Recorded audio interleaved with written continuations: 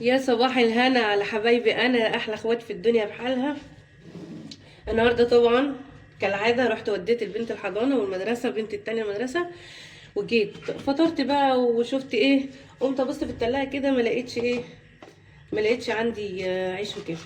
لقيت كيلو الدقيق ده عندي، قلت طب ما يلا نعمل عيش كده مع بعض، احلى عيش في بلدي كده مع بعض ومش بياخد حاجه. طبعا مش هنعمله في الفرن وكده، اقول لكم هنعمله فين، هنعمله على البوتاجاز. طبعا انا حطيت معلقه خميره كبيره، يعني الورقه دي كده. حطيت تيجي معلقه خميره كبيره، وحطيت نص معلقه سكر ونص معلقه ملح. الميه طبعا من الحنفيه عشان احنا في الحر، ما تسخنهاش في الحر. هننزل بقى كده هنقلب كده، ما نقعدش يعني. انا ما عنديش هنقف عشان ما عنديش عيش مثلا، لا، ما انا الست الشاطره ما تقفش على حاجه. قلت لا يلا هطلع ديت نعمل شويه عيش كده في بلدي.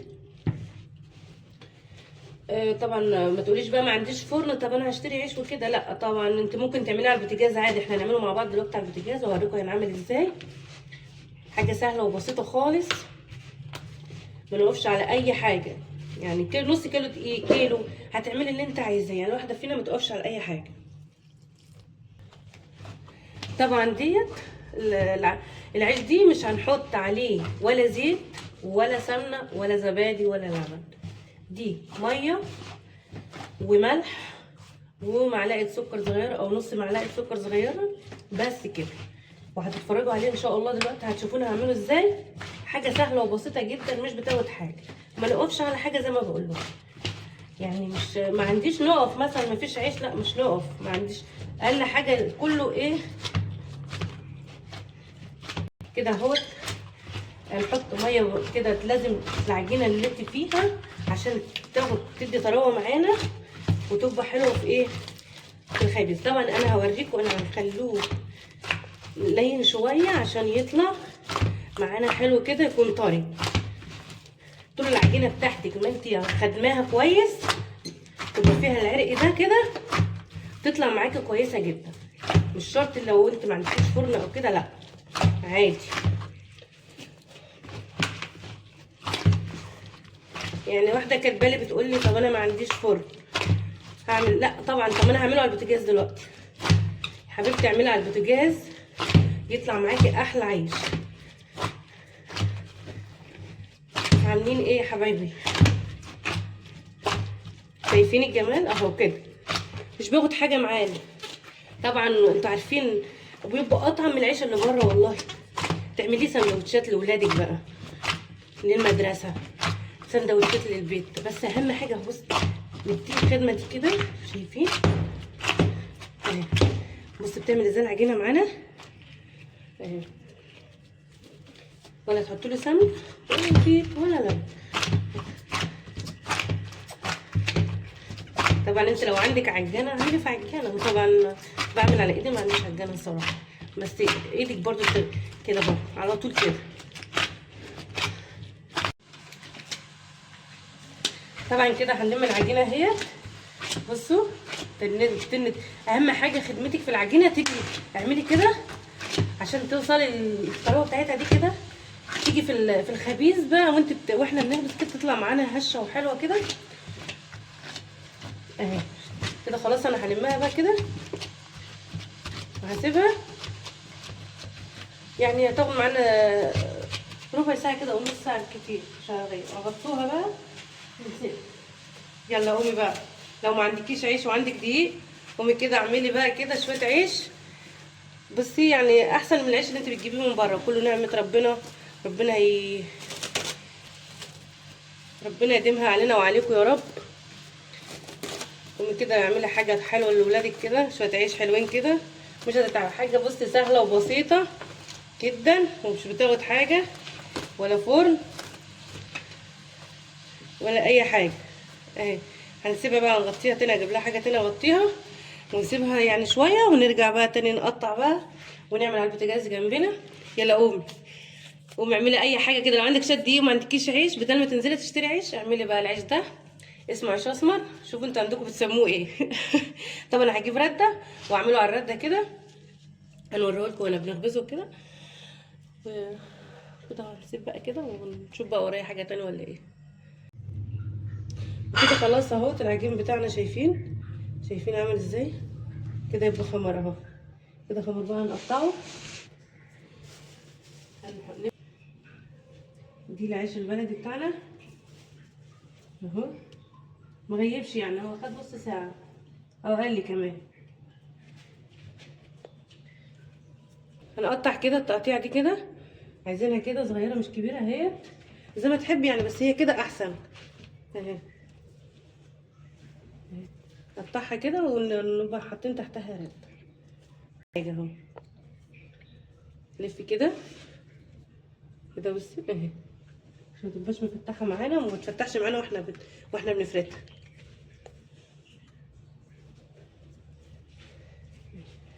متنسوش بقى تصلوا على النبي في الكومنتات، واللي مشتركش في القناه يشترك في القناه، اشتراككم بيساعدني، وفعل زر الجرس يوصلكوا كل جديد.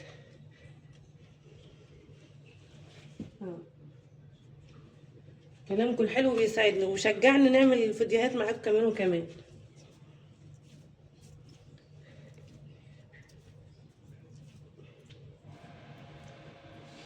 سامحوني بقى لو انا مش قادره اتكلم، عشان انتوا عارفين عندي معايا برد وكده، بس ايه الحمد لله يعني على جبر ربنا. هي العجينه ليه زي ما قلت لكم احنا بنعجن مطرياه عشان يطلع طري معانا. هو العيش دي كده لازم يبقى طري، اللي بيبقى فرشين تحته رده وكده لازم يكون طالع طري كده، زي اللي بنجيبوه من بره كده يعني. انتوا عارفين العيش ده بلدي عندكم ولا ايه؟ اكتبوا لي بقى في الكومنتات مسمينه بلد ولا مسمينه ايه عندكم. بالراس كده بس حبه دقيق صغيرين كده، واجيب كده على ايدي اهو كده، تلف كده شويه عشان ما تفتحش معانا اهي، شايفين؟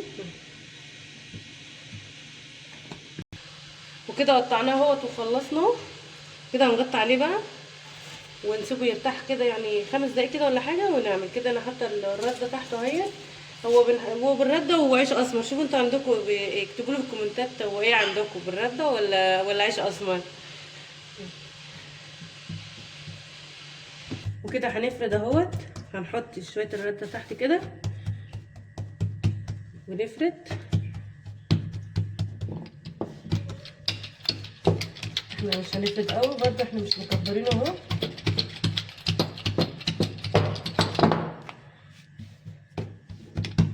كده بالراحه خالص عشان احنا مطريين ومش يعني ايه، خلينه طري عشان يطلع زي ما قلت لكم يطلع حلو معانا كده. هي العجينه دي كده اهي كده، وهنحط جنبنا شويه كده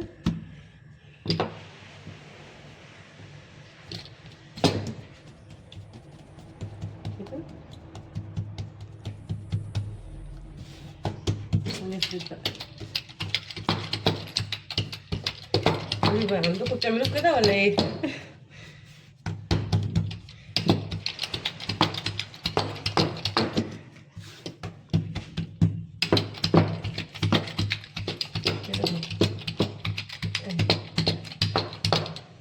هنفرد شويه الرده كده ونعمل. طبعا انت لو ما عندكيش زيت او سمنه او اي حاجه، طبعا لو محطش عليه زيت وسمنه ما نوقفش على حاجه. طبعا الدنيا غاليه، ربنا يكون في عوننا كلنا يا رب. ما نوقفش على حاجه. عندك شويه الدقيق قومي كده اعمليهم، بيطلع جميل جدا. تعملي سندوتشات للولاد، اي سندوتشات بقى، بطاطس جبن اي حاجه، بيبقى جميل جدا والله كده. ما باخدش معانا حاجه سهله وبسيطه خالص اهو. بس اهو مش حاجه خالص. حطيت هنا الصينيه اهي على النار، هننزل بقى بالعيش بتاعنا اهوت ادي كده. هوطي الاول النار هاديه كده، وبعد كده بقى ايه لما اللي هو عمل معانا نيجي معليين النار. طبعا انا قلبت اهو. هنسيبه لما ياخد وش بقى ونقلبه تاني كده نوريهولكم. طبعا بصي عايزين النار تكون هاديه كده، مش عايزين نعليها قوي.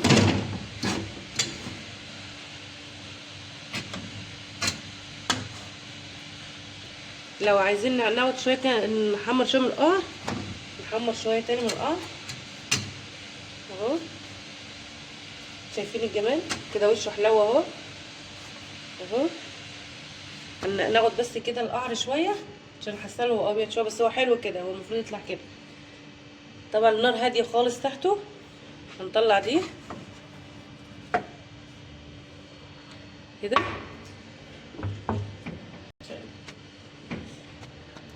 هننزل بيه كده.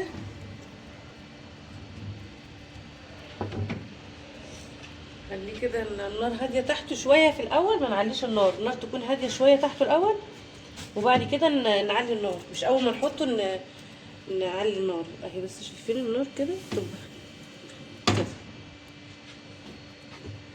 وما نقلبش فيه على طول.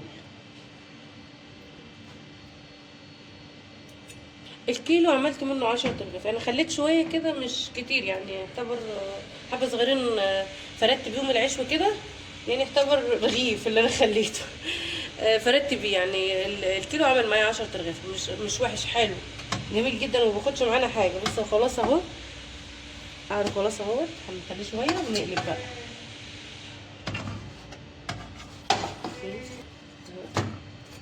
شويه كده. حلو اهو. بصوا هطلع بقى كده، شايفين الجمال؟ مش لازم فرن يعني، مش نقفش على الفرن اهو. بسم الله ما شاء الله. هنسيبه كده برضه، انا مهديه النار. اول ما نحط الرغيف نهدي النار، ما نعليش عشان ما ياخدش معانا عشان يقب. طبعا اللي انا عاملاه اهو قب اهو، يعني حلو اهو يعني اهو كويس. طبعا العيش دي بقى تعمليه سندوتشات. طبعا لو عامله باميه، انا بحبه بالباميه. انتوا بقى بتحبوه بايه؟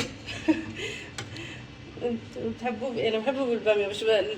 مش عارفه بقى، اكتبوا لي في التعليقات انتوا بتحبوا العيش ده بايه، وايه رايكم بقى في العيش ده.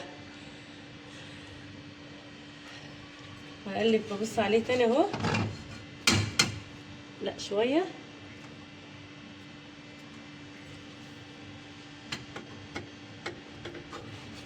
اهو، مش بيرفع كده، بس لغايه ما بنقلبه الجنب التاني بنبص نلاقيه يعني قد معانا.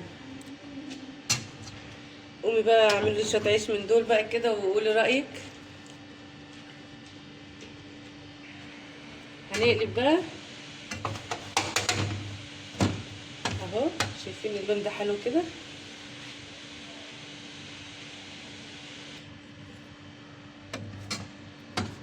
يعني انت لو ما عندكيش فرن هتعملي كده، هتجيبي صينيه، ولو عندك فرن بيشتغل من فوق بس، من فوق او من تحت بس، يعني حاجه واحده، هتعملي كده ياخد معاكي قعر وتدخليه في الفرن، ياخد معاكي وش ويبقى انت كده حطيتيه في الفرن. ده مثلا لو انت عايزه تعمليها بوتاجاز، يعني قصدي ايه، في بوتاجازات ما بتشتغلش يا من تحت يا من فوق، ما بتشتغلش الاتنين مع بعض. هتحطي هنا ياخد قعر، وتحطيه في الفرن ياخد معاكي وش بس اهو. شايفين اهو كده. هطلع بقى اهو، وكده اهوت العيش معانا خلص. عاملينه على البوتاجاز مش على الفرن، ما نقفش على حاجه زي ما قلت لكم.